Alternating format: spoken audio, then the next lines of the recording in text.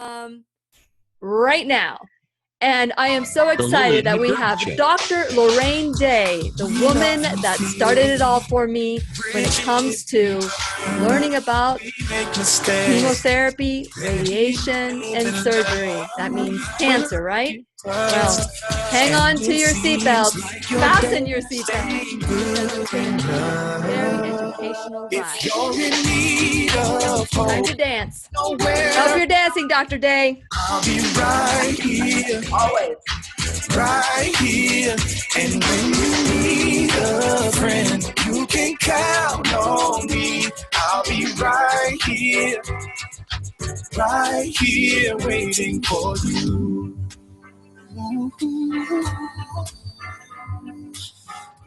This is the place you can always turn to when you need a friend. The Lillian McDermott Show. To reach out to Lillian, visit her on the web at whenyouneedafriend.com. Now let's all learn together. Here's Lillian McDermott. Hello, my listening friend. It's so nice we can meet each other on the air on this beautiful, best day ever. And for those of you who are new to the Lillian McDermott radio show, the purpose of the show is to provide a safe place where you can go to when you need a friend. It is my commitment to provide alternative ways to heal, and it is my mission to make awareness, responsibility, and truth a way of our everyday life. And I hope you, my listening friend, will feel empowered to live the life of your dreams. Now, today is going to be a very special reunion for me because Dr. Lorraine Day was the first doctor that opened my eyes. Forget doctor. She was the first person to open my eyes to choice.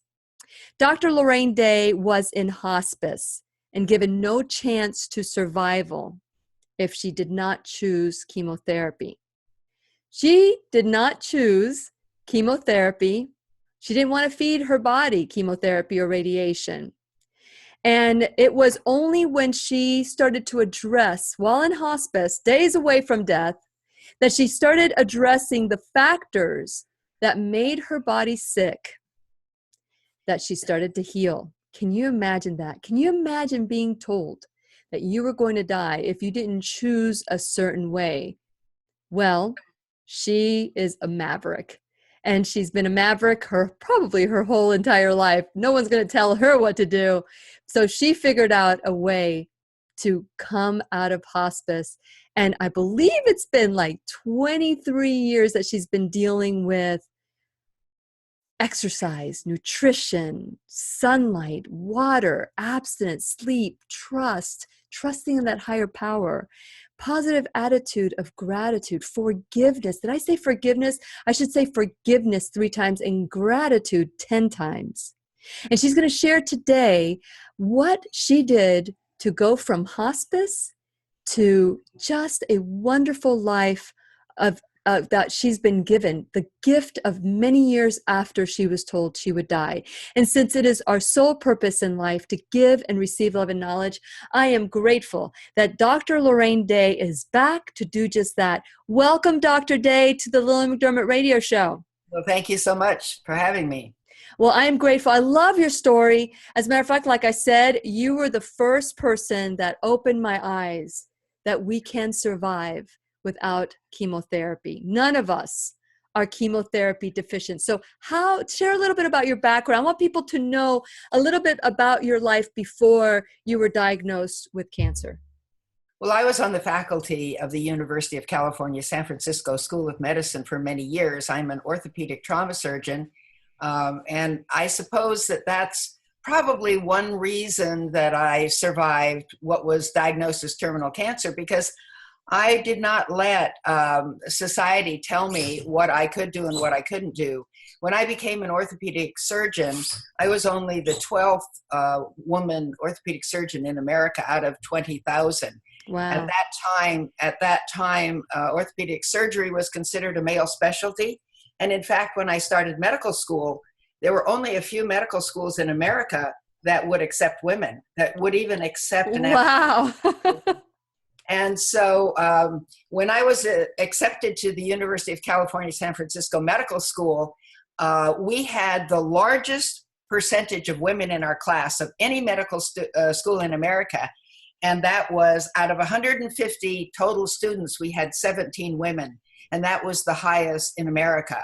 And so there were always limitations placed on women at that time. And there were no laws against what an application committee could say to a woman either. They said to me at one time, why should we accept you when we can accept a man who's 6 years younger? Because I was 28 when I started medical school. I'd been a dental hygienist for a number of years and decided that I wanted to go to medical school. But no medical school in the United States accepted anybody, male or female, over the age of 28.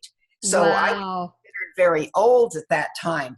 And one reason that I picked orthopedic surgery, well, there were a couple of reasons. At that time, I was dating a linebacker for the 49ers team, and all the team members were injured, and they were, of course, orthopedic injuries. And so I thought they were very interesting, and I decided I would go into orthopedic surgery. Well, when I got to medical school, all my classmates gasped and said, women don't do that, because it's a very rigorous specialty. You know, you're dealing with traction equipment. I was carrying 50 pounds of traction equipment around regularly to set patients up in traction. And of course, I did many amputations of legs and arms from motorcycle accidents and things like that.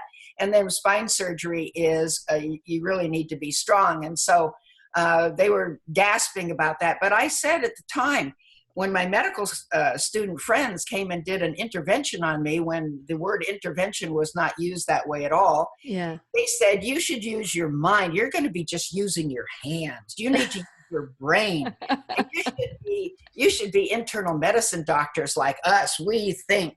I said, you guys never get anybody well. And I said, all you do is you give them pills. And then they use the pills, and then they come back for more. They never get well because the drugs never get them well. We're going to continue our conversation with Dr. Day when we return worldwide at whenyouneedafriend.com. We'll be right here waiting for you. I'll be right here. You're so funny, Dr. Day. I tell you, the challenges that you experienced in life, many of us would not even think, dream of. Okay, so let me know, Brian, when you're ready. So that's a great story, Dr. Day, and we're going to continue to build on your recovery and your journey. We're ready, Brian. Hit it. When you need a friend, you can count on me. I'll be right here waiting for you. You can text Lillian McDermott or leave her a voicemail at 407-373-5959. Once again, here's Lillian. So for those of you tuning in, you are listening to the Lillian McDermott radio show, where we always learn from one another. And today's teacher is Dr. Lorraine Day. Dr. Day had inoperable. She was I guess not inoperable. They wanted to do surgery. They wanted to do chemotherapy. She had cancer, and she was told that if she didn't have chemotherapy, she would die. So she chose not to have chemotherapy, and guess what? Even in hospice, she was able to thrive. And so, Dr. Day, when you share your background about women not being able to go to medical school and all the obstacles that you have gone through, I'm sure that nothing prepared you for the fight that you had once you were told that you had cancer. Let's talk about that story first. On, what did you notice? Were you ignoring the signs? How did you finally say, you know what, I need to have this whatever checked? Well, I just had a tiny lump high on my chest that bothered me when I put my seatbelt on. It was about half the size of a split pea that you would make split pea soup out of or something like that. It's just very tiny. I didn't think it was anything. Again, it was fairly high up on my chest, right where the seatbelt came across. So I went to a plastic surgeon friend of mine, and I said, just need to have this little thing off. And he did it under local. And then he sent the specimen to the lab, which is always required, and it came back cancer. So I had no idea that I had cancer. I felt fine, and he didn't think it was cancer either. But when the lab report came back, he called me and he said, since he was a plastic surgeon, he said, this is above my pay grade, go to a breast cancer surgeon. So then I went to a friend of mine who was the head breast cancer surgeon at La Jolla Hospital in La Jolla, California, near San Diego. And I said to him, at that time, you see, I still thought you could cut cancer out. You can't cut cancer out because cancer is caused by the way we live, think, act, eat, and handle stress.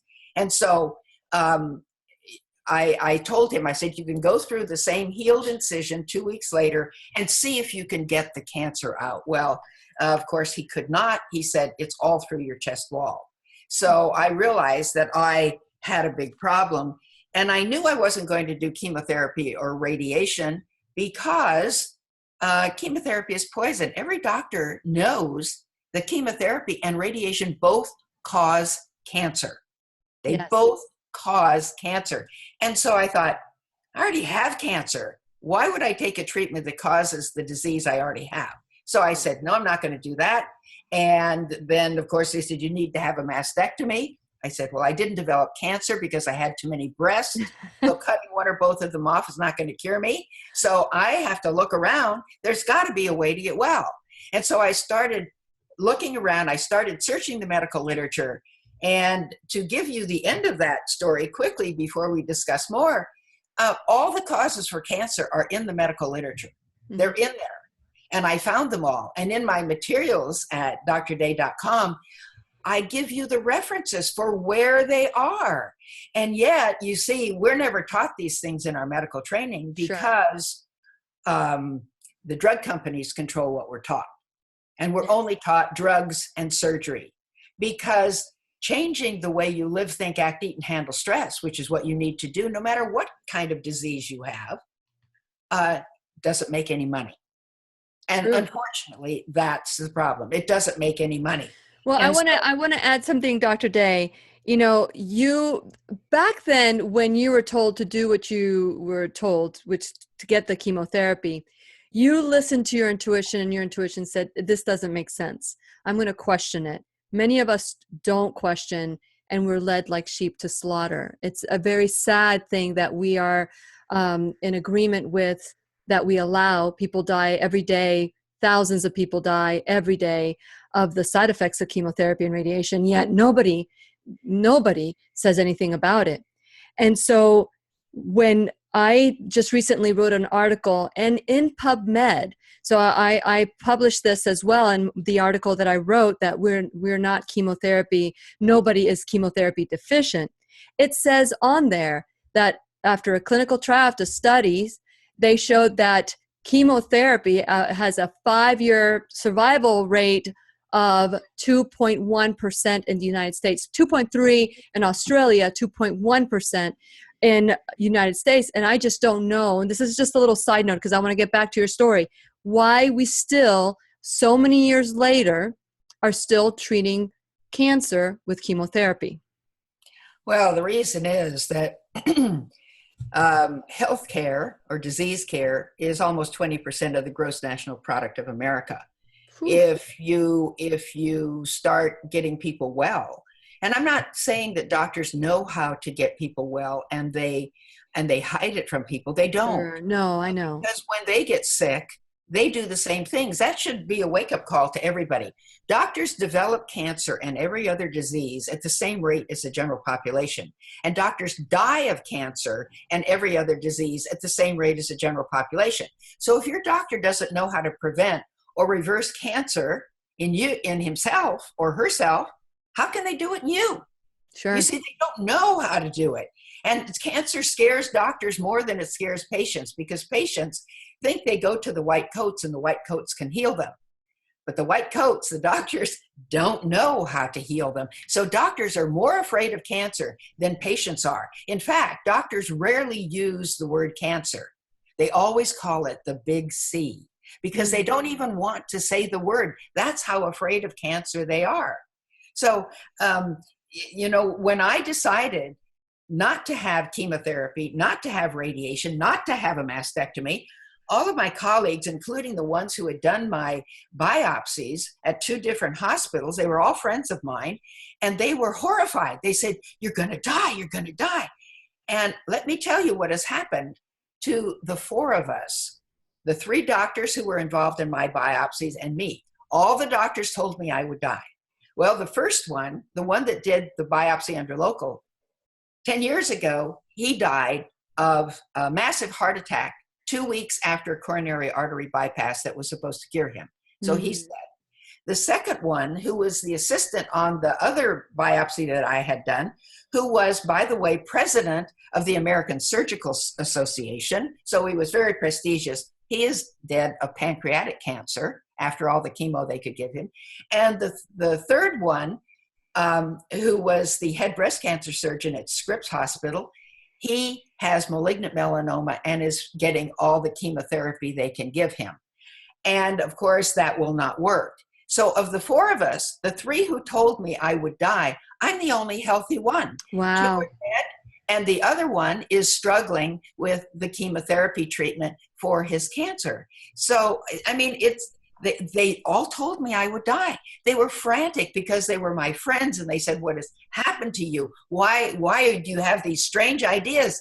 A number of them, I took the books, my books, and I showed them, and nothing. They still. I know. We're creatures of habit. We're creatures. Yep. We're creatures of habit. So here you are, Dr. Day. Moving forward, you are in hospice now. You're believing what everybody's telling you at that moment. What happens to you? What were you thinking?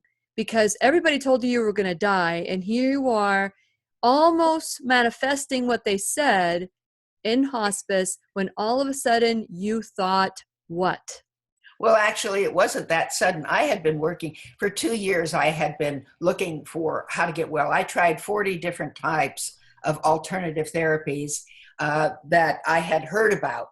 And now out there, they don't separate them. They're on the internet. People say, what about 714X? What about shark cartilage? What about all of these different kinds of alternatives? I tried them all. I tried over 40 of them. So I was doing this all the time while I was getting worse. My tumor was growing. My tumor by that time had grown from the size of a marble to the size of a large grapefruit. You will see the pictures on my website. drday.com. Yes. And I just kept getting sicker and sicker and sicker.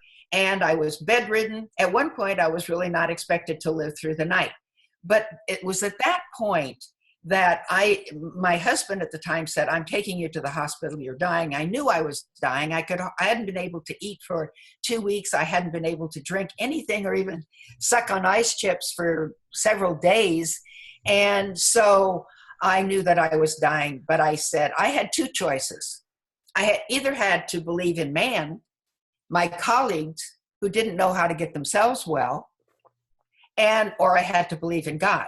And God gives us a wonderful promise. He says, if you follow my laws, that includes his health laws, my commandments and my decrees, I will keep you free from every disease. So I thought, well, obviously I'm not doing that because I'm filled with cancer, because by that time I had not only had this huge tumor on my chest, I had large nodes under my arm where the cancer had metastasized, and I had severe pain in my upper spine, which I knew was a bone metastasis. So I knew that I was full of cancer. And so I said, I prayed. I had been an agnostic all of my adult life. And I prayed and I said, God, if you are up there and you know my heart, you know that I don't even like you because you seem like a pyromaniac to me. Love me or I'll burn you forever. But I said, I need your help. And open my mind so I can see what I need to do. At that time, I had incorporated a number of steps of the plan, but it's like a mousetrap. You see, if you have a mousetrap, it has 5 parts. It doesn't just work 4/5 as well as if one of them is gone. The mousetrap doesn't work at all. So you have to have the whole 10 steps in order to be well. And there were some of them I was still missing, so I was actually on my deathbed. But when I asked God to open my mind so I could see truth. I don't hear voices. Wasn't healed miraculously. It took me, once I understood the whole plan, it took me 18 months to get well. I had been sick for so long. I'd been sick for 2 years. And again, this was over 20 years ago. I had been well for over 20 years. My diagnosis was made in 1993. By the spring of 1996, I was starting to get well. By 1997, I was able to go back to work. That was within 4 years. But see, people give up too easily. I said, I don't care what it takes. I want to get well. I don't want to die. And I had 2 young sons at that time who needed their mother, and I didn't want to die anyway. And so I said, I'm going to do whatever it takes. But when people start arguing with me about the health plan, they'll say, oh, I don't like vegetables, or I don't like to drink water. And I say, well, then go ahead and do whatever you want to do, but you're not going to get well. If you want to get well, you have to do everything it takes. And so that's the intestinal fortitude a person has to have. But we can really only get that from outside of us. People have said that I have said, look inside yourself for your healing. No, I've never said that. We have to have the power of God in our life in order to have the self-control to do what we need to do to get well. It's not really within us. And so I asked God for the strength to do what I needed to do. In 8 months, the cancer was gone. It was a slow struggle. I'll tell you, there were days that were good and there were days that were bad. I felt like I was hanging on to the back of a car, outside the car, the bumper, going across a bumpy dirt road with all sorts of rocks in it. I see that, Dr. Lorraine. It's amazing. I wanted this story to be shared because there's a lot of people out there that need this kind of hope to understand that we can heal, and that we can do it naturally and now we're going to talk about the process by which you got back. And we're going to continue our conversation with Dr. Lorraine Day when we return worldwide at whenyouneedafriend.com. We'll be right here waiting for you. Right here waiting for you.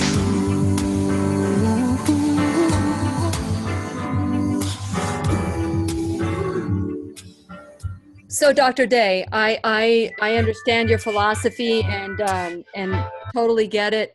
I believe that God is everywhere. I believe God is in me. And so because the creator that created me gave me that power, and I believe that healing is within, and I think it's semantics. I think it's, you say it one way, I say it another way. I think everybody has a different way. The goal is to achieve that acknowledgement and that connection with that higher power. Is that what I'm hearing you say? That's right. Well, God does put that in you. There's no doubt. That's where it comes from. It comes from outside and it comes in you.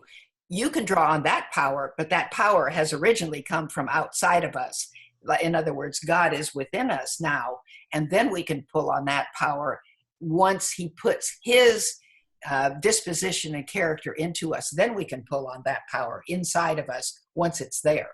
Absolutely. And I always say, the creator that created me gave me the power to heal, gave that it's in me. You read the Bible where Jesus breathed the Holy Spirit into us, and that same Holy Spirit that he breathed into his disciples is in me. Correct. And I draw on that for strength in everything I do, for healing. And so I just wanted to be a little bit specific. Okay, so Brian, we're ready to get back. Dr. Day, here we go. When you need a friend, you can count on me. I'll be right here waiting for you. You can text Lillian McDermott or leave her a voicemail at 407-373-5959. Once again, here's Lillian. Welcome back to the Radio Show, where you can hear us worldwide at whenyouneedafriend.com. I am your host, Lillian McDermott, and I am so excited that we come together every day for 1 hour to learn and grow together. Today's teacher is Dr. Lorraine Day. She went from being on her deathbed, hours, days away from being dead, being told that she would not survive if she didn't do X. Many of us go through life like that, where we're told what to believe and how to believe. And I want to encourage you to step outside of that. Believe that you can. Believe that you can, because that power that is in you gave you, the power above you, that creator that created you, has made you a vessel of healing. You know, it says it very clearly, our bodies are a temple. And what are we giving this temple? Are we allowing terrorists into the temple? Would you give the terrorists the key to your temple? And the answer, I hope, is not. And I love when Dr. Lorraine Day said, you know, she was willing to do whatever it takes. She wanted to live. And many of us die too soon because we trusted in what we were told we needed to do.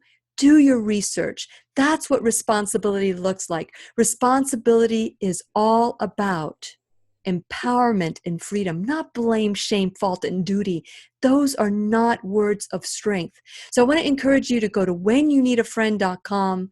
Let's have this conversation of 100% responsibility so that you can live the life of your dreams. So while you're in whenyouneedafriend.com, become a subscriber. Check out my site. Make sure you confirm subscription because you'll get an email. But most importantly, I want you to go to my sponsors. I want you to check out my sponsors and figure out ways that you can support them, because without the support of my sponsors, the show would not be on. So go to whenyouneedafriend.com. Not only check out my sponsors, check out my social media. This video, this show is also in YouTube, and you'll be able to click on the YouTube button and watch it as well. Some of the conversations that we have on and off the air as well.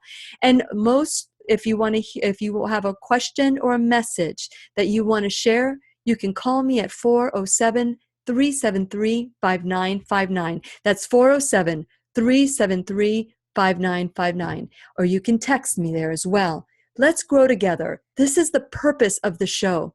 They used to believe the earth was flat at one point, and someone came along and said, no, there's a new truth out there. The new truth is that the earth is a sphere. But there are still people that believe the earth is flat. It's called the Flat Earthers or Flat Earth Society. I guess I'm doing too much publicity for them.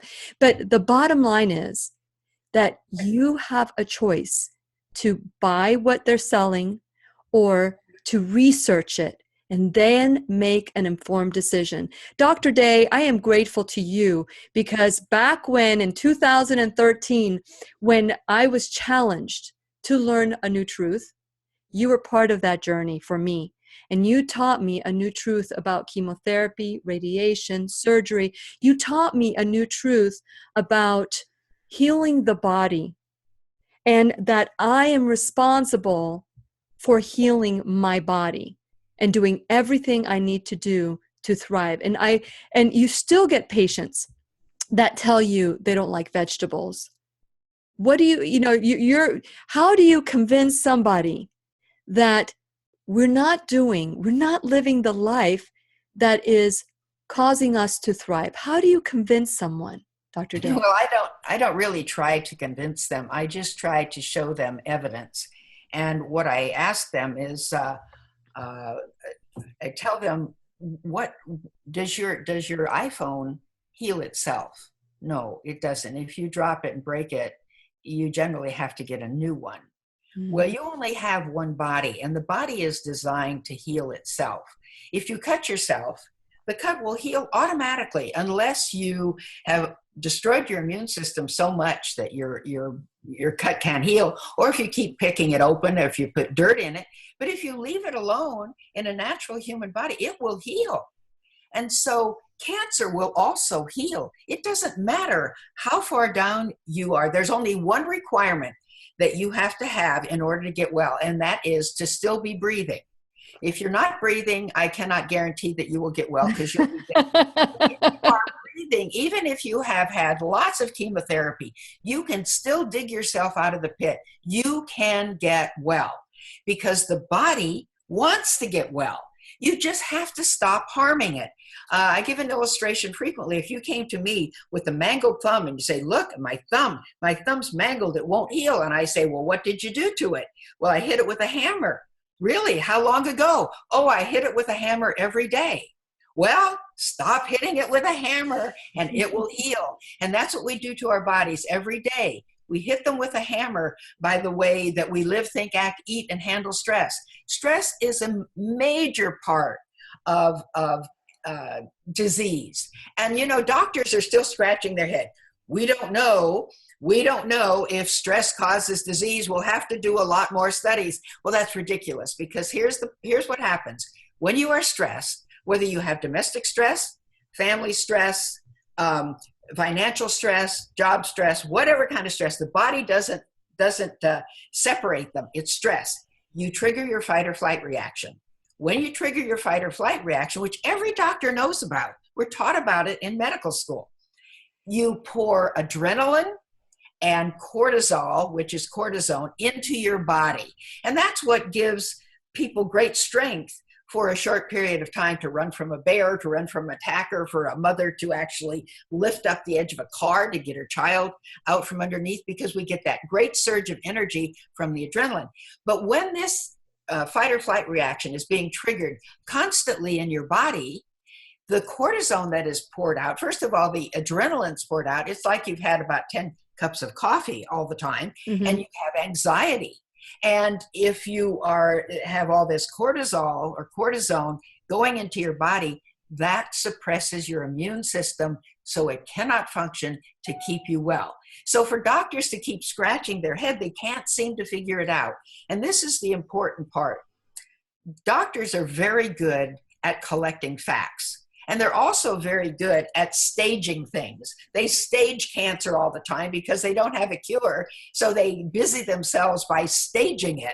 Well, if the end stage is always death. So, staging it doesn't really make much difference. But they should look for the cure. And the cure only becomes apparent when you find the cause.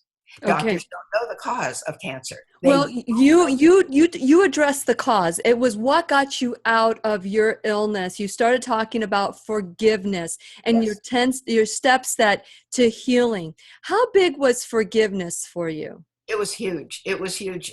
Without it, I could not have gotten well. Because again, when you hold on to grudges, or when you have a lack of forgiveness, you are triggering your fight or flight reaction because you want revenge. Whether you admit it or not, you want revenge. You think it's horrible that this person did this to you. I had been through a very nasty divorce and a very difficult custody battle for my children. And if you knew the circumstances, you would say I had a right to be angry. Sure. But it was killing me.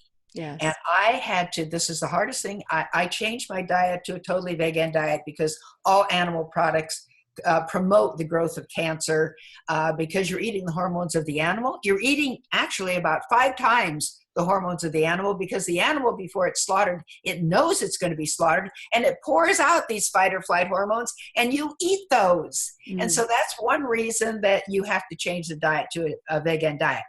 But that was easy compared to, I had to write a letter to my ex-husband and to his girlfriend, who I found living in our summer home, asking for forgiveness for the things that I had said about them. Even though they were all true, I didn't say them in the right spirit.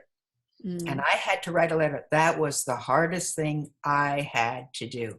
Because first of all, in order to get well, you have to take responsibility for your illness. People say, oh, well, this just happened. I don't know why it just happened to me. No. You did it to yourself by the way you were living, thinking, acting, eating, and handling stress. But that empowers you to change it. It empowers you to change that. So you take responsibility, and then you start to forgive everybody who's ever wronged you. Otherwise, you eat yourself alive.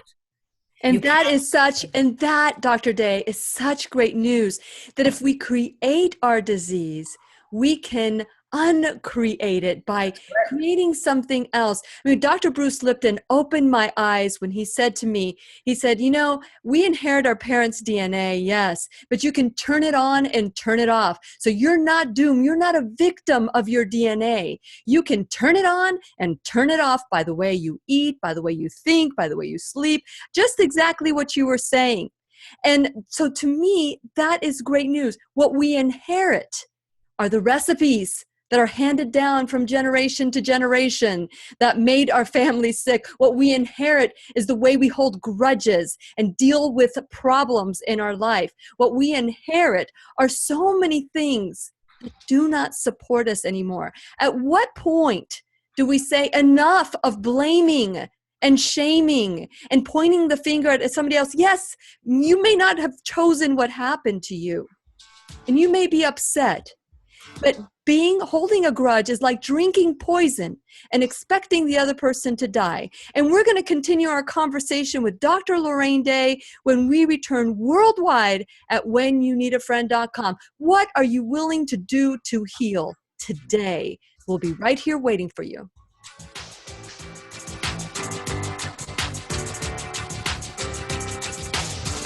I'll be right here. I get so, we just don't get it. We've been told, our power has been taken away, Dr. Day. Our power has been taken away. But wait a minute. In the Bible, it says that once you belong to the Creator, once you belong to the Father, you cannot be snatched out of His hands. But we can walk away. And so we need to stop. And we need to understand that we are protected. There is a protection around us, but we keep walking away from it. Why do we do that, Dr. Day? Well, it is actually because we want to live, think, act, eat, and handle stress our way rather than the way that God designed our bodies to live. And it's all this whole, I have the right to do what I want to do. That's what it is. It's actually arrogance. Rather than surrendering to the way that our bodies were designed to work, we don't want to do that. We want to feed our lusts. And when I'm talking about lusts, our lust for food, our lust for staying up late, our lust for doing what we want to do. So it's all that kind of lust. I have the right to do what I want to do. Yeah, you have the right to do what you want to do, even if it will make you sick. Go ahead. Yeah. But if you want to be well, then you better change. Because if you have a gasoline-powered car, and you put dirt in the gas tank, it's not going to run. So you can be right. As bad as you want as the car. You're right. It's going to run. You're right. So you got to put the right things in your body. You've got to put the right things in through your mouth, through your eyes, through your ears, what you hear, what you see. You've got to put all the right things in there, or it's not going to work. I love it. And Brian, I know we're about to come back. So this is our last dance, Dr. Day. I'm looking forward to the next time that you come on and join us. Sure. You ready, Brian? There we go. I knew time was coming. When you need a friend, you can count on me. I'll be right here waiting for you. You can text Lillian McDermott or leave her a voicemail at 407-373-5959. Once again, here's Lillian. Welcome back to the McDermott Radio Show, where we always learn from one another. And today's teacher is Dr. Lorraine Day. I'm telling you, I am so grateful. You know, every morning I wake up grateful. And Dr. Day is one of those doctors that I am grateful for. Because of her. This was back in 2013. And you know what? At the time, I was not 100% open. I was considering. I was trying to figure this out. And these shows that I did in 2013, I was talking to my husband last night about this, that in 2013, that's when I became a life coach. That's when I started changing my life, truly doing whatever I needed to do to live the life of my dreams. And I still, Dr. Day, I'm still making some tweaks and adjustments, because life is like we have to breathe. We breathe every day. And every minute, every second, we need to breathe. And that's what life to me has become. It's a journey of making choices for myself that will lead me to where I want to be. So where are you right now, Dr. Day? It's been 24 years since you received that diagnosis of cancer. So where are you today? Because I know that you had a lot of other conditions that were probably brought on by the anger, the resentment that you were feeling. Like you were saying that you had high blood pressure. Did you say you had tremors as well? I had Parkinson's, You yes. had I was Parkinson's. diagnosed with Parkinson's a year before I was diagnosed with cancer. When I started getting well from my cancer, all of my Parkinson's symptoms went away as well. Amazing. That's when I realized that all diseases are caused by the same factors, the way we live, think, act, eat, and handle stress. And as you mentioned earlier, cancer is handed down in families, all right, but not in the genes. Correct. It's handed down by looking at the way our parents live, think, act, eat, and handle stress. Sure. If our life the same way, we'll get the same diseases. Yeah. So it's ridiculous when the doctor asked you for the medical history, family history. Well, did anybody in your family have cancer? Well, then you probably will get cancer too. Well, not if you change. You just don't live your life like they did, and you don't have to develop cancer. So again, as I said, the body is designed to heal itself. What we need to do is not try to kill cancer by giving it poisons, because then you end up killing the patient. Yes. What you need to do is you need to withhold from the cancer the things the cancer needs to live and grow. So you deprive the cancer of all those hormones in the animal products. You deprive the cancer of your not getting enough sleep. You deprive the cancer of all this fight or flight hormones that are poured into your body when you're angry. So you deprive your body of the bad things that the cancer needs to grow. And you feed your body well. You put good thoughts into your mind. You make sure that what you're watching, what you're listening to, empowers you rather than dragging you down. Don't listen to the idea that, oh, you have to go to the doctor to get. The doctor doesn't know. He or she doesn't know how to get themselves well. Trust me. Most of my friends are doctors. And I'll tell you, there is one. And this was brought home to me really big yesterday. Oh, yeah? There is one deficit, one disadvantage to being well at the age I am. Now, let me tell you. You're 80. You're 80 now, right? I'm almost 81. I still play tennis. I still run. Most people think that I'm in my early 60s. I have no arthritis. I take no medication and all that. But that's awesome. Another one of my dear friends died yesterday. Mm. And she was my friend for 30 years. And I thought, and I would tell her all the time, and she would just blow it off. She was my friend, but she wouldn't listen to anything I said about health. and here I found out yesterday she's dead. And she was a big part of my life. And I felt so sad about that. And a lot of my friends are dying off, so I just get younger friends. And so we do it. But you see, it doesn't matter how old you get, as long as you have that same zest for life. I have the same zest for life I had when I was 20, when I was 30. I have the same energy as when I was 30. I'm still writing more books. I just had one new book that came from the publisher just 2 weeks ago, and it's on my website. And What's it called, Dr. Day? This one is a religious book. It says, if Jesus died for all, why can't he save all? Mm. Okay. And I'm writing a book on anxiety and depression. I'm writing another book on who started the organized church, because people go to church. But see, I knew that I would not find my answers in a church, because the churches are full of people who are sick and dying. They don't know the answer. Mm. And certainly God created our bodies. And we need to have a personal relationship with him, not through a church. We don't need a third party. Just like people say, well, in order to get vitamin B12, I need meat. I said, where does the cow get the vitamin B12?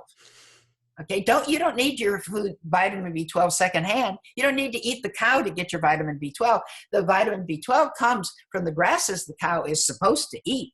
And so that's what you want to do. You want to eat the green leafy vegetables and all of those things. And I say in my my materials where you get your vitamin B12 from vegetables, it is in there.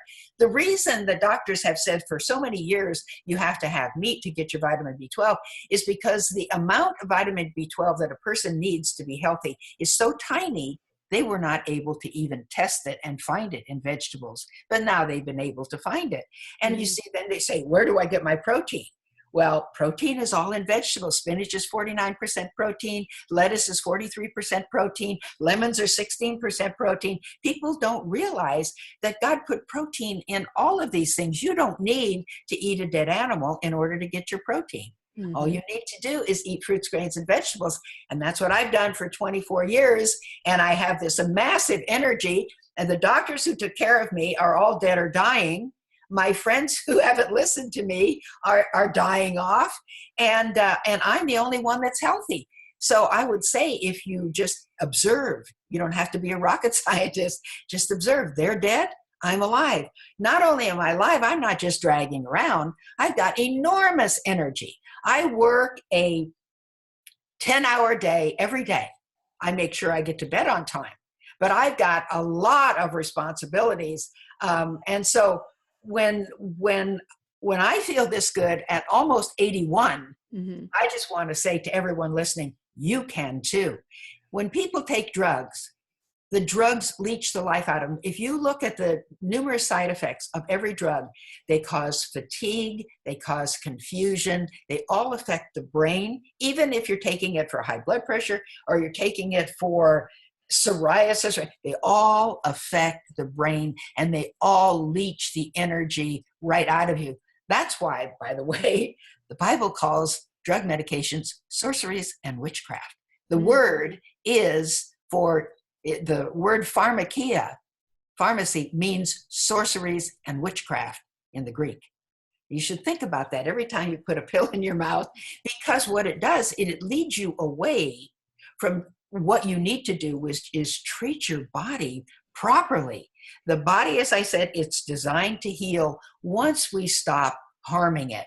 So all you have to do is say, oh, well, what is it that I'm doing? And I put that all together for you in my books and DVDs, and I give you all the medical references showing that this is all in the medical literature, but it's been lost because doctors are never taught this in their training because it doesn't make any money.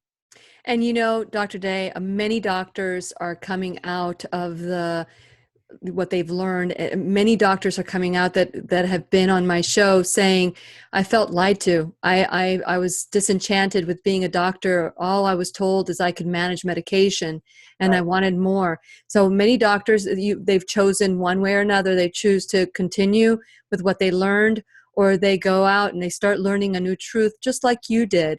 You know, you had to go through whatever metamorphosis. You were wrapped in a cocoon, ready to go. But that transformation that occurred allowed you to come out a butterfly that's still kicking and screaming and blazing a trail. I love it. And so, you know, we all have a choice. And I love your openness. I didn't appreciate it the first interview I had with you. And that was me. That wasn't you. That was me. And but your seeds were planted deep within me, and I'm so grateful. I'm humbled, Dr. Day, to have you on my show and to know you. Thank you so much for being a part today of the Lillian McDermott Radio Show. And to you, my listening friend, once you hear the truth, you can't unlearn it. What are you willing to do to live the life of your dreams? What? Do it. I believe in you. This is Lillian McDermott wishing you love, peace, joy, and unexpected abundance. Make it the best day ever. Ever.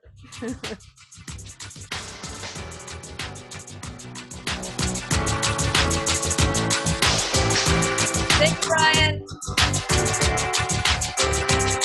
I know Brian has to go to... So, Dr. Day, I was sharing with you, and saying it on the air, how grateful I am to you. 2013 was a huge time for me. I think that if you would have been on my show, probably I wouldn't have been open to you back in 2011 when I started the show. As a matter of fact, I'd get angry when people would talk that you can heal without medication. And this show has been a gift to me of learning a new truth. I don't know. Have you seen the movie The Matrix? No, no, I haven't, because I heard it's a bit violent, is it? Well, it is. It's very violent. But G. Edward Griffin shared with me, there's a time in the movie, the actor is Keanu Reeves, and there's a time in the movie that he's making a decision.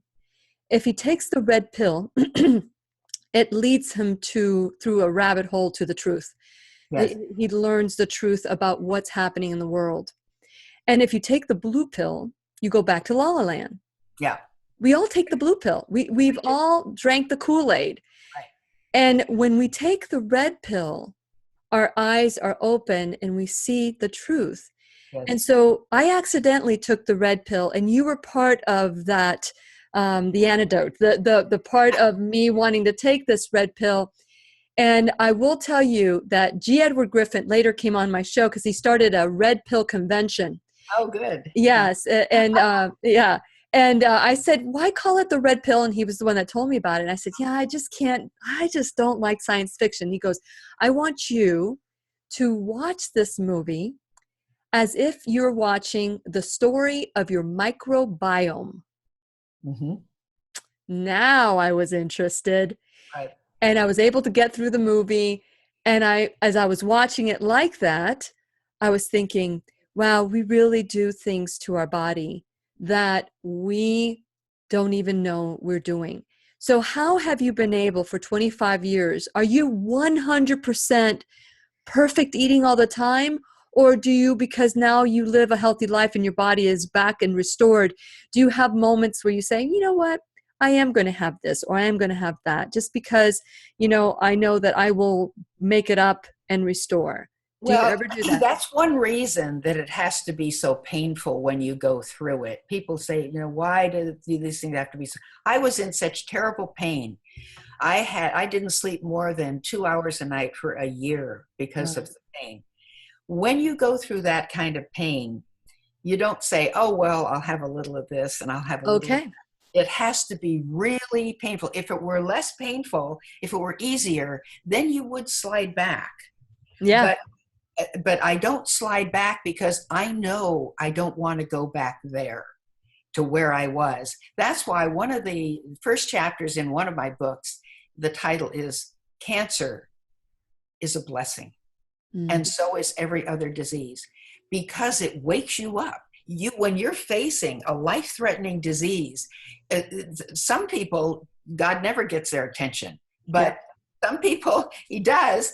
And you say, oh, I don't want to go back there again. And when people are complaining about the pain, I say, that's necessary. Now, in my books, I have some natural methods of pain relief, which can help you, which I learned. But still, to tell you how severe my pain was, I started out by taking a high dose of morphine is 12 to 15 milligrams. I took that at the beginning when I had this pain. It was like drinking a glass of water. It had no effect.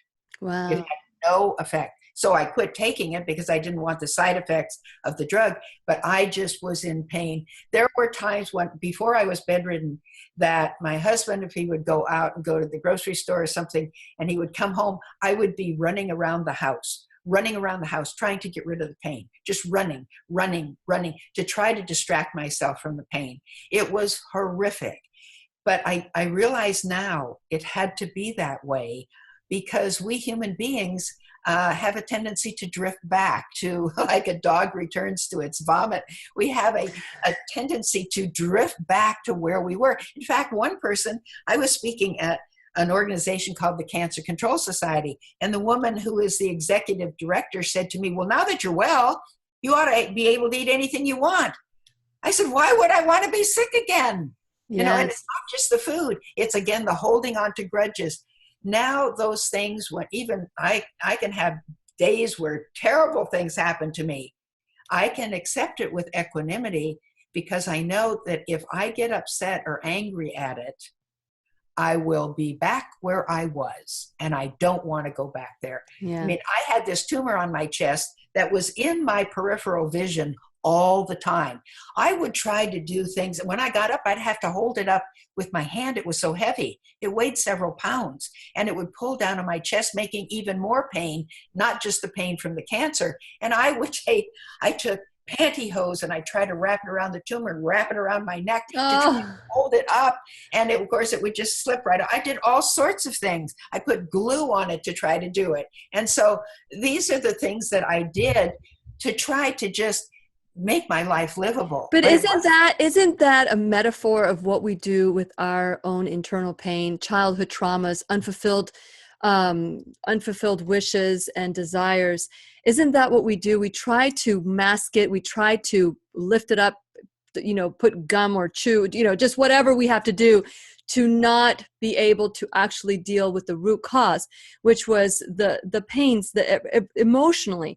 I have a doctor, her name is Dr. Mona Lisa Scholes, and her belief is that all disease is rooted from an emotional connection. And she's amazing in her own skill and what she does. But, we tend to mask over some of the things that are like the elephant in the room. Well, let's just cover it with a towel or a blanket or a rug, but you don't see the hill.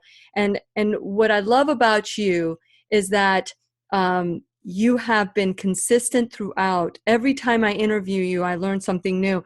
And I just want to add to what you said about being spot on what you need to do 100% of the time. Dr. Esselstyn, are you familiar with Dr. Esselstyn from Forks Over Knife?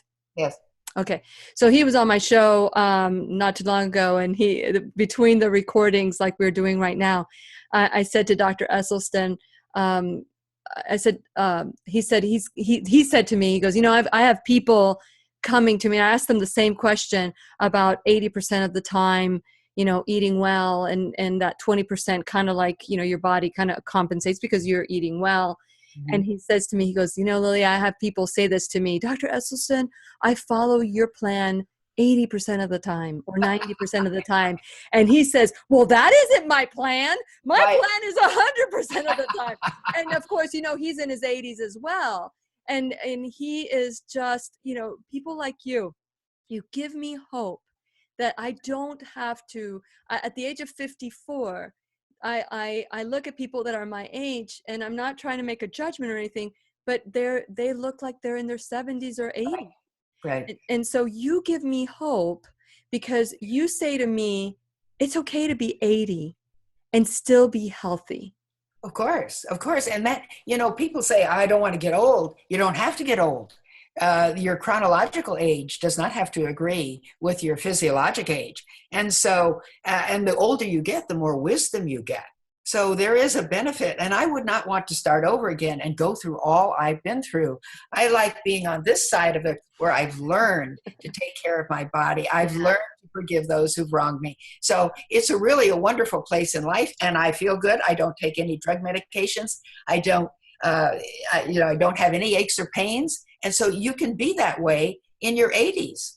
And again, most people don't think I'm in my 80s. I don't walk like I'm in my 80s. I don't look like I'm in my 80s. And when you eat and live this way, you don't get all wrinkled up. You don't get all sorts of, what's the difference between a prune and a plum? Water. That's all the difference. What's between a raisin and a grape? Water. So what is it that dehydrates your body? Stress dehydrates your body. Eating animal products dehydrate your body because they don't contain any water. You can't make juice out of a steak except for the blood. You can make juice out of fruits, grains, and vegetables, carrots. You can make juice out of all sorts of things, but you can't make juice out of a steak. So we need to put the water inside our body so we look like a plump grape and not like a shriveled raisin. How much water do you drink, Dr. Day? Well, the body loses 10 glasses of water every day just by living. So you have to replace those 10 glasses of water. I drink some of that as fresh homemade vegetable juice, carrot juice, and green leafy vegetable juice. I replace a lot of it with that because when I was getting well, I drank 13 juices a day in between meals to nourish my body rapidly, because every patient who's sick with cancer is suffering from malnutrition, even if they're obese. You've got to nourish your body. But now I still drink 4 or 5 glasses of fresh homemade vegetable juice every day, and the rest I make up with water. And of course, I live in a very hot place. This summer, there were many days that were 123. Wow. I live near Palm Springs, California. So then you have to drink even more water to make up for that. But the body perspires every day, even when it's not hot. Your breath is moist, you fog up a mirror. And then when you eat food, particularly if you're eating food that doesn't contain a lot of water, your body has to take the water from your from your cells to put into your stomach to make digestive juices. So you lose all that water, even if you don't get out of bed, even if you don't work. So you have to replace those water losses. But just think, what does a person's face look like when they are dehydrated? They're all wrinkled up. And all the women are saying, oh, put this cream on, put that cream on. You cannot make a raisin into a grape by putting cream on it. You have the water inside. You're so funny. You should go on the road just doing comedy. Well, I learned from you that the 3 causes of disease are malnutrition, dehydration, and stress. That's correct. You have been a great teacher for me, Dr. Day. I'm very grateful to you. I would love to end this recording with you. I guess if somebody's on the fence about this, they are holding on to their bag of chips, or they're holding on to their steak, or whatever it is that they're holding on to, what would you like to say? Well, you're holding on to the bad habits that have caused the disease that you already have.